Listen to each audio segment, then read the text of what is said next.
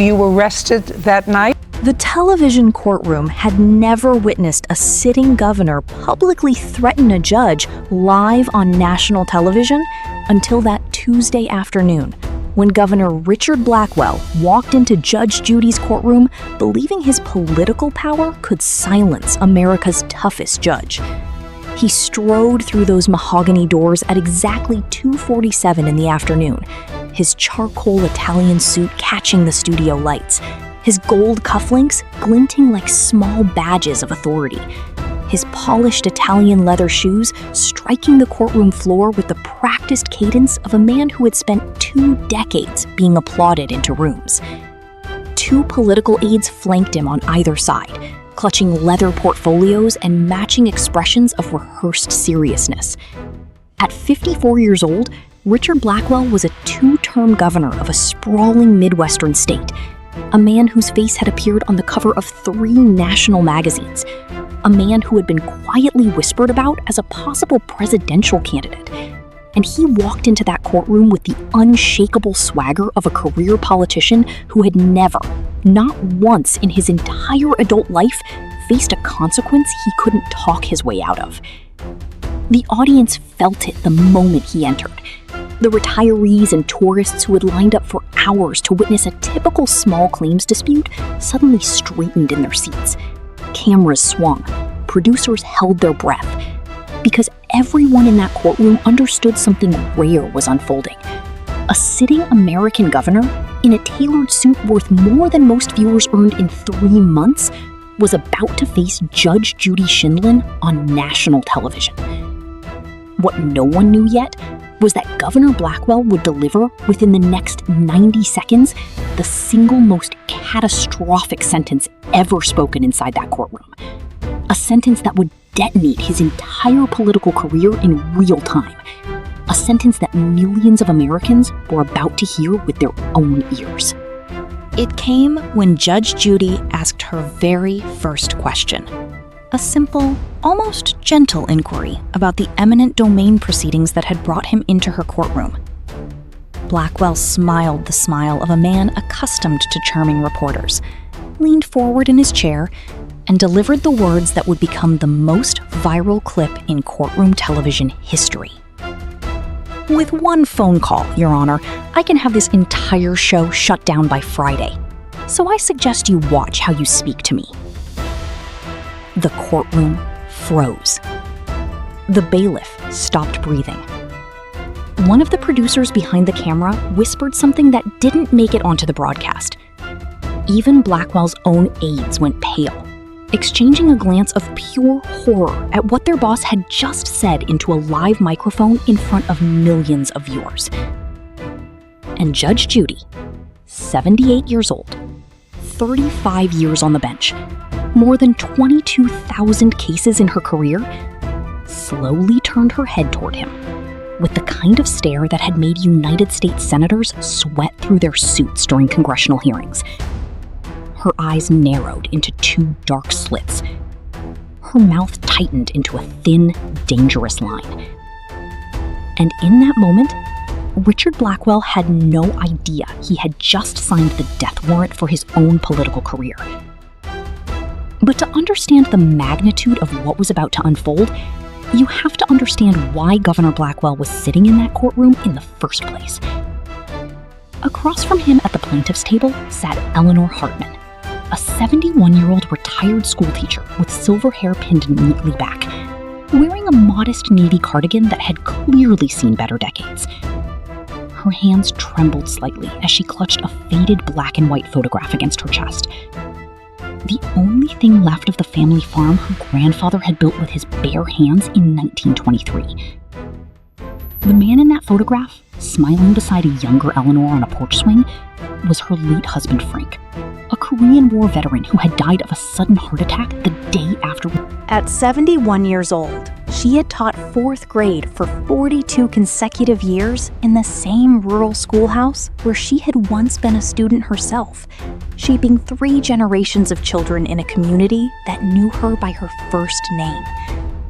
She had inherited the family farm, 340 acres that her grandfather Joseph Hartman had cleared with his bare hands in 1923 when her parents passed within 4 months of each other in 2009. The farm was not just land to Eleanor. It was the porch where her father drank coffee every sunrise. It was the oak tree where Frank proposed to her during the summer of 1971.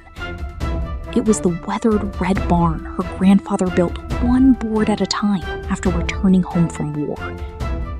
It was every memory she had left. And Governor Blackwell took it from her. It was the porch swing where her grandmother had taught her to read. It was the elm tree where her father had carved her initials beside her brother's. It was the kitchen window where Frank had proposed to her on a snowy December evening in 1972.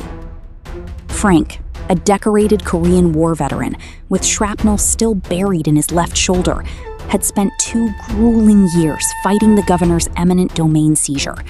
He hired lawyer after lawyer, sat through hearing after hearing, and with every rejection, he seemed to grow thinner, quieter, and older.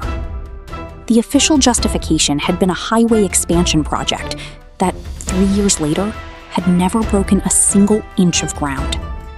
The day after Frank received the final eminent domain notice from the governor's office, he collapsed in their kitchen from a massive heart attack, the unopened envelope still clutched tightly in his right hand. Eleanor had spent her entire $87,000 of retirement savings on legal fees, lost her case in 3 consecutive lower courts, and was facing homelessness when a plain brown package with no return address arrived at her front door one cold morning. She had no idea the documents inside that package contained the exact evidence Judge Judy needed to bury Governor Blackwell forever. Judge Judith Schindlin sat in her chair that Tuesday afternoon with the calm of a woman who had been preparing for this moment her entire career. 78 years old, 35 years on the bench, more than 22,000 cases handled across a lifetime in courtrooms. She had developed an almost supernatural ability to read people, an instinct sharpened over decades as a family court judge in New York, where she had dismantled hardened criminals, corrupt attorneys, and pathological liars before lunch.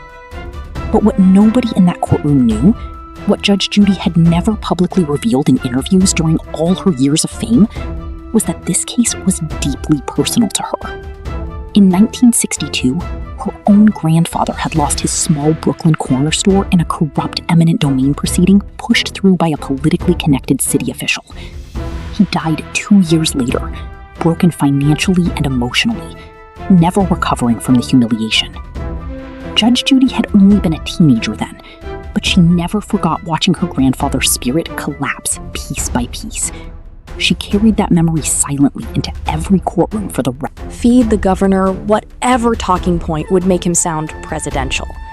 But beneath every polished sentence Blackwell spoke was a current of unmistakable disrespect that nobody in the courtroom missed. He addressed Judge Judy as ma'am instead of Your Honor.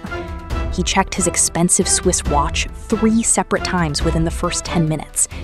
And when Eleanor Hartman, sitting barely 12 feet away, quietly began to cry while preparing to testify, Blackwell waved his hand dismissively, like he was irritated by an inconvenience.